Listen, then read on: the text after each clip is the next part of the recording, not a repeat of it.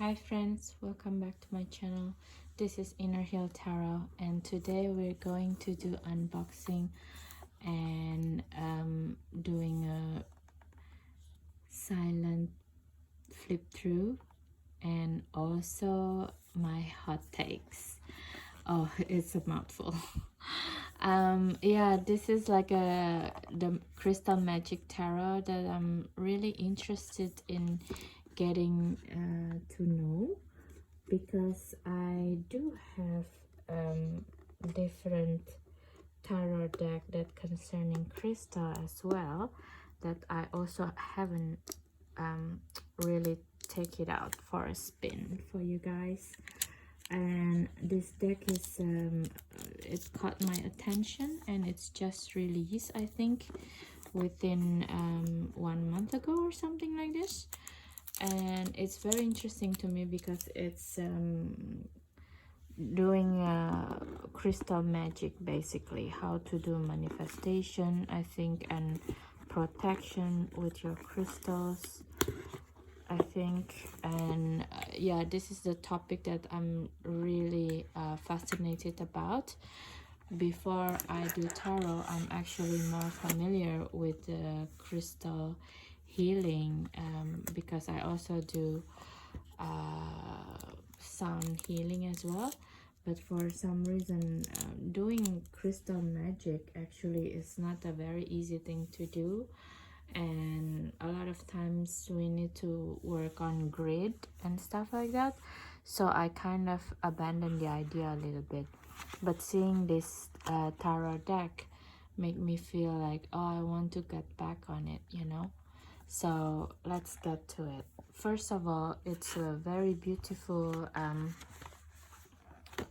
it's very sturdy box, as you can see, and it's a new deck, as you can see. And it comes with a very nice, not so small guidebook, which is I always really appreciate. And you see, it comes up with how the crystal work with tarot. So there's a lot of introduction and how to use crystal with tarot itself, I guess, and how to use it as a tool for healing, and also a tool for transforming energy around us, basically, I think. So I'm really excited about this. Let's do the silent flip through, and then I will give you my thought and my hot takes on this deck, okay? New deck, exciting.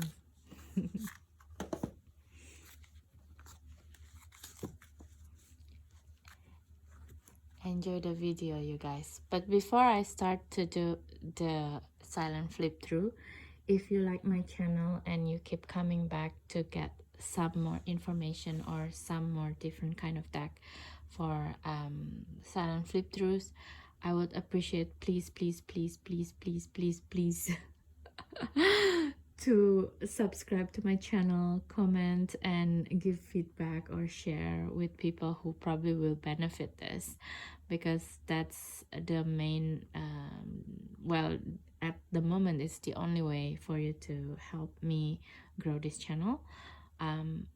So I would really appreciate your subscription and your feedback. Thank you so much, guys. So let's do this, okay?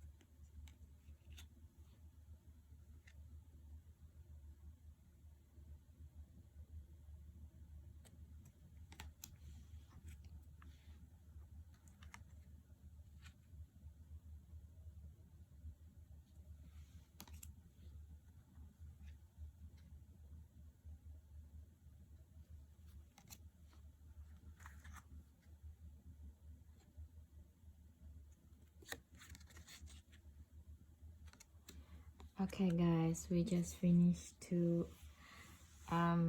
do the silent preview, silent flip through of this beautiful deck.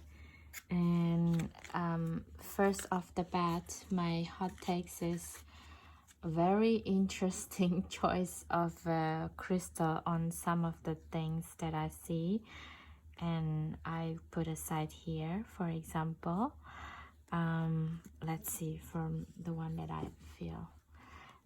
Image wise, I think it's very interesting.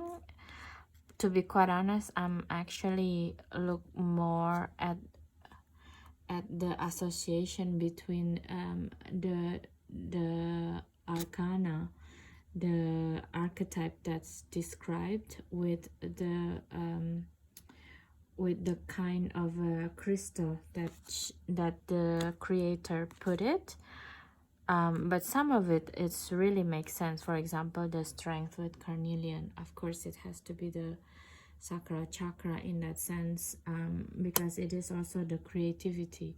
As you see, like this tiger, he seems like inside the water crouching, something like this, not like with a person like it's always does, you know. So some of it to me right off the bat makes sense. For example, the emperor with the lapis lazuli, of course, you know, an emperor has the say, right? And lapis lazuli is always helping the throat chakra. So in this case, it makes sense. I'm not so sure right off the bat about the Fool with the green aventurine, because in my mind the green aventurine is always you know, a crystal that help promotes for financial gain and also to feel safe. So I have to read the guidebook for this. Okay, also the magician with jade. Some of it I'm not quite sure why the association as it is, basically. The Wheel of Fortune with serpentine makes sense. And some of it I actually also don't know, you know, the name of the crystal itself, even though I dabbed in it for quite a while. For example, the iolite. I mean, I know there's a crystal of iolite, but I never seen it in real life. For example, like temperance with lepidolite is actually, I think it's this one. This makes sense. It makes you feel like in balance when you work with this one in a third chakra system. And from this deck, I actually the one that I'm really connected with is the Suit of Cups. Right away I feel very connected, and because I feel all of the crystals that's paired up with the name of the arcana really makes sense, and all of it's about the heart healing, you know. For example, the Two of Cups is really ametrine, because it's a combination of the feeling of the third eye chakra, you know, like the knowing, and but also combined with the willpower, you know. So it's like feels like the Two of Cups energy. Like you don't just blindly do things, you know, you're working with the knowing that you have planned, you know. And the Three of Cups with garnet, of course, you know, with the Muladhara chakra. Garnet is a stone of friendship with the health blood as well for the health. The pink highlight for Four of Cups, it makes sense to me. Pink tourmaline, I'm not quite sure, but probably because it's promote to you know, to heal. All of these crystals are promote to heal the emotions, actually. The pink opal, vanadinite, like the rhodochrosite, you know, with the Eight of Cups. It really makes sense because rhodochrosite is it's a type of crystal that promotes to heal your inner childhood trauma as well. So it's you know, it's a skill, right? It's a skill to how to incorporate your trauma into your day-to-day life, basically. It's makes sense. The Nine of Cups with kunzite. Oh my god, I have a kunzite on my Buddha, on the chest of the Buddha, and it does feel like this actually. And kunzite is also promoting the feeling of love, but love towards your beloved, but more in a agape sense, you know, like the more universal, not just carnal desires, basically. So yeah, it's spot on in my opinion. And Ten of Cups with rose quartz, of course, you know, the whole of the love, right, with rose quartz. Veracruz amethyst. And who wouldn't want to be with this guy? Knight of Cups with ruby. Come on, it's the ultimate desire. The Queen of Cups with morganite. I actually not really well known morganite yet, so I cannot really give a comment, basically. But King of Cups with sugilite, it's quite spot on if I think about it again, because sugilite is really promotes also the well-balanced emotion, and it is quite rare minerals. Actually, it's quite rare crystal. I think you can find it in some region in Russia or something, if I'm not wrong. And yeah, when you wear sugilite, you feel very balanced. Actually, I feel very balanced, sorry, not you. So yeah, I'm feeling very connected with the Suit of Cups straight off the bat.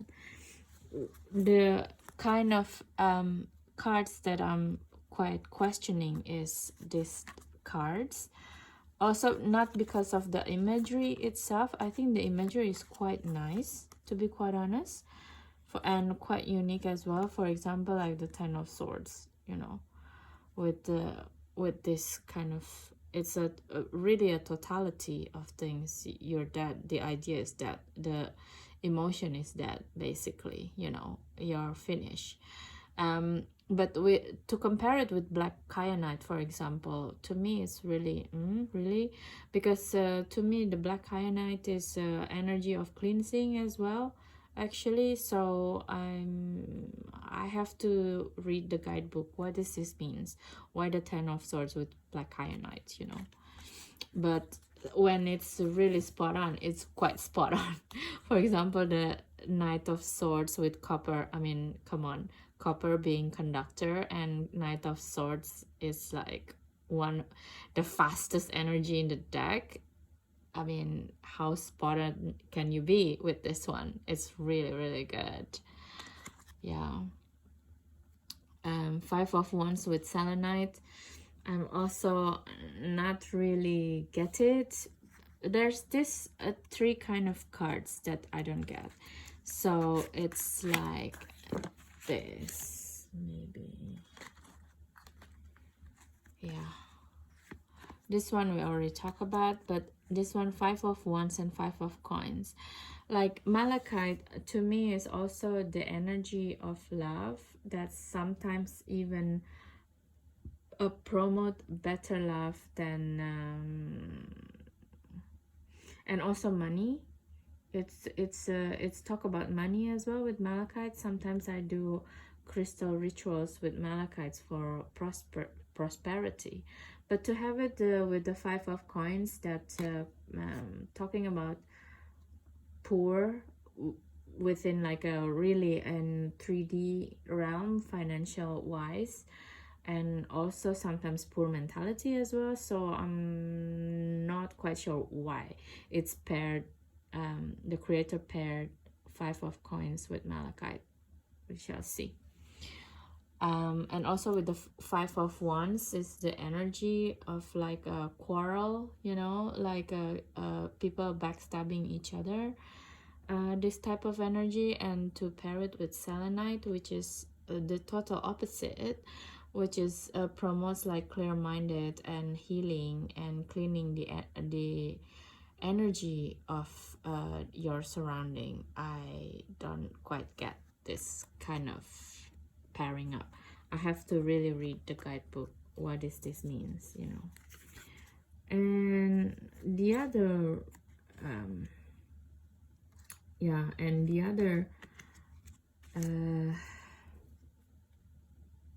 the other pairing also I'm quite weirded out. Like for example, Page of Wands with Appetite. Appetite is a crystal for diet, you know. It's to suppress the feeling of wanting to eat. That's why it's called appetite, right? Appetite. And to pair it with the Page of Wands, as Page of Wands, I felt that it's always like someone who curious, who wants to learn, who has the appetite to learn. So again, together with the other interesting pairings that I see, I have to really read the guidebooks. What does this mean? You know, it looks like it's completely the opposite kind of pairings and meaning of the deck and the crystal itself. And the Queen of Wands with the King of Wands with Tanzanite and Larimar. I'm not particularly interested in Larimar, actually. I never work with one. I don't know, it's just like something that I never drawn to as a crystal. And Queen of Wands with Tanzanite, I feel it's very appropriate, you know. It's like blue like this, the Tanzanite, and it is like promotes even like look at the flower. And yeah, it's kind of like Queen of Wands is always someone who's very attractive, right? And she knows what she wants, she knows her ideas, that is good, and she will just do it, you know. And the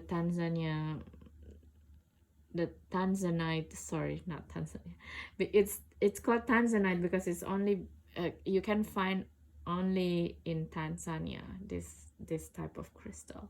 Okay, this type of beautiful crystal, basically. So for me, Queen of Wands with Tanzanite is very appropriate because it is like that. When you wear it, you make you feel like I just want to do it. It's blue. It promotes like you just tell how you feel. I'm starting to feel like I don't like to say that you can just claim your truth and say it. I feel that there is only ultimate truth. I think when something happen or there's a scene happening within like 10 people, for example, those 10 people will have projection of their ideas of the situation, actually, right? But that's not necessarily the truth. It's actually just experience. So I feel these days, you know, people throwing around the idea, oh, you should just say your truth and claim your truth and own it. But what is truth, actually? You know, because it's if you just say that it's your truth, it's actually not truth, it's just experience, right? So I think what I want to say with the Queen of Wands and Tanzanite is someone who not afraid to speak up of her experience and her bias. You know, everyone has a bias. That's why even though there's one event happening for 100 people, 100 people will have different interpretation of that event, you know, and different memory, because we all wired differently. So, but it's not truth, it's experience, in my opinion. But anyway, with this Queen of Wands and Tanzanite, I feel it's very spot on. So yeah, just to cut it short, I feel that this deck is a very interesting deck to work with. Some of it I will surely have to read the guidebook to really understand what is going on, and maybe my understanding before about crystal is not really correct, or yeah, we have a different point of view. It's possible. And after this deck, I'm going to actually doing another crystal deck that I have in my collection for flip through, and then I will do face to face with this one, and then I will let you decide, you know, what do you guys think about these two decks, this deck and the other one. Okay, so if you like this video, please don't forget again to subscribe, like, comment, and share with people who probably also are thinking of buying this Crystal Magick Tarot. So far I feel like it's very intriguing deck, but I really have to read some of the you know, the depiction in here, because I'm not quite get it as well. So okay guys, if you like this video, please don't forget to subscribe so you don't miss my video anymore. Like, subscribe, share to your friends. Okay, have a good day and night anytime you watch this video. Bye.